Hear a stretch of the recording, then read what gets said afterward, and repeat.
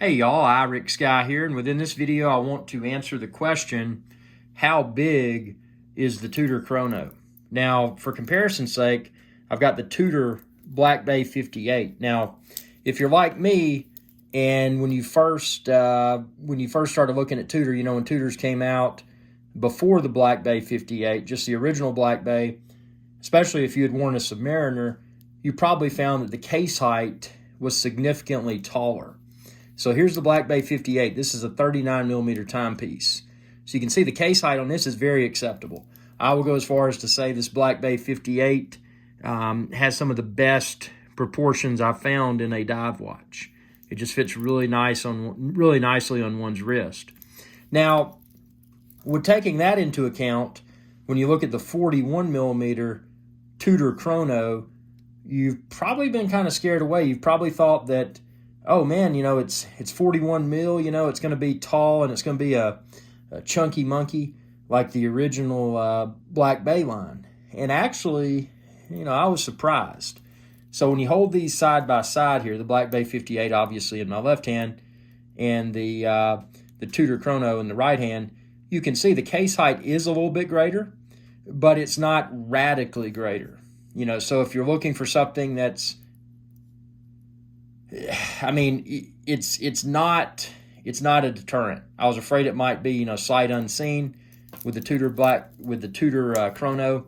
I was kind of fearful, but it actually fits really well. Now I do want to point out a few subtle things here. So when you look at the bracelets of the Black Bay 58 and the Tudor Chrono, you can see that the bracelet on the Tudor Chrono is a wider bracelet.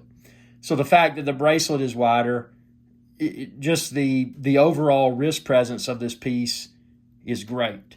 It's all proportional. So what I'm going to do now, I've got a 7.5-inch wrist, and I hope this video helps y'all. And please subscribe, share, and ring that bell icon, and check out all my timepieces for tomorrow videos. But this is a common question that people have had, and you want something, but it's like, man, that looks cool, but is it too big? So I've got a 7.5-inch wrist. So for starters, I'm going to put on the Black Bay 58. You can see there's the Black Bay 58 on my wrist. I'm going to move the Tudor Chrono so you can kind of see all angles here.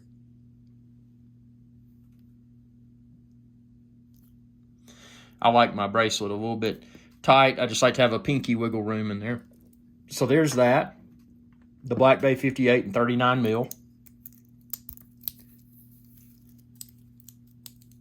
And now we're going to put on the Tudor Chrono in 41 mil.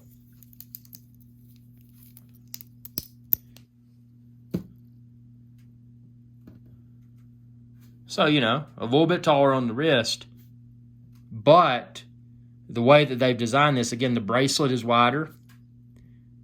I got some bacon grease on there. Let me wipe that off, man.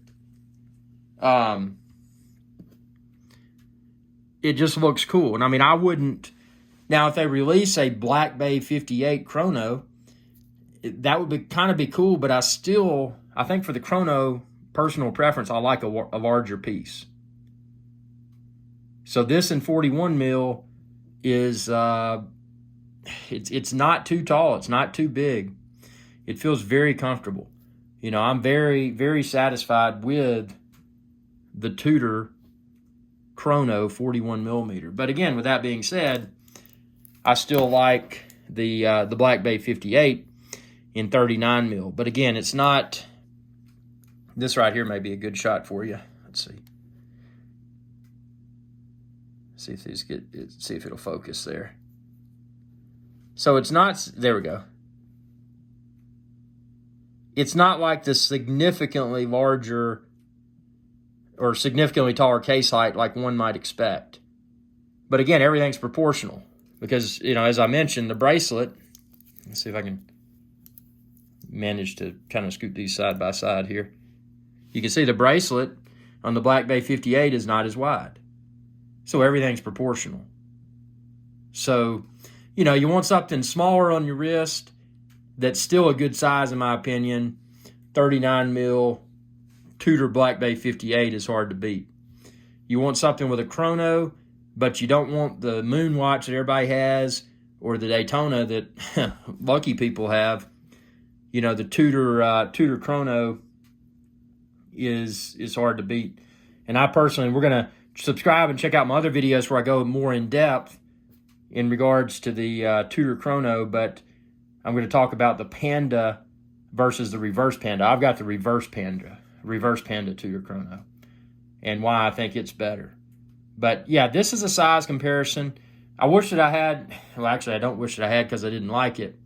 I was going to say if I had the original Black Bay to kind of compare the case height of the original Black Bay to the Tudor Chrono, I would do that. But, you know, the original Black Bay, I was not a fan.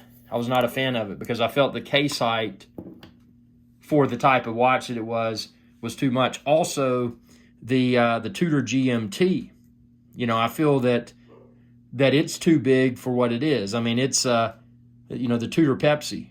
It's just a little too tall. It's just personal preference. But I think this greater case height, not significantly greater, but noticeably greater, I think it's acceptable because this is a chronograph. So, you know, you got your pushers.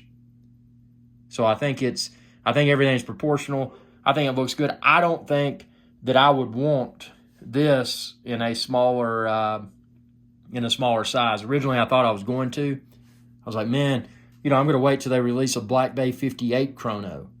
But, you know, after putting this on my wrist, absolutely love it. And again, I got a 7.5-inch wrist, but I think it's, you know, it's very well executed and just very comfortable on your wrist. And, you know, to have it, again, I can wear the Tudor Chrono one day in 41 mil, and then I can put on the Black Bay 58 one day in 39 mil, and I enjoy both. You know, both feel fine on my wrist. And a lot of that has to do with such a great job that Tudor does. I mean, Tudor is pretty much Rolex. That they do with their case backs. That oyster style case back feels really good on your wrist. And just also the ergonomics of the bracelet. You know, it doesn't grab your hair. It just feels, I would definitely, and some people like rubber straps and some people like leather straps, but I would only wear these sports watches.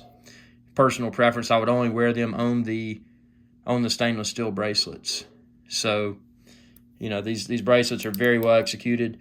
Like it or not, the faux rivets, that's a topic for another discussion. I'm going off on a tangent here. This was about the size of the Tudor Chrono in 41 mil versus the Tudor Black Bay 58 in 39 mil. And again, I'm going to hold this up again. I hope this video is helpful because I tried to find something like this and I failed. But I was like, man, that Tudor Chrono, it's so hard to get. I might as well get it. If it doesn't fit me, then, you know, I can figure out something to do with it. But it fits me great, and I love it. But yeah, that's right there. And you can see that dome sapphire. Both of these have the dome sapphire. Obviously, the bezel on the Tudor Chrono does not rotate. It's not that type of watch. So yeah, and let's look at the other side here. I don't think I gave you a good view of that.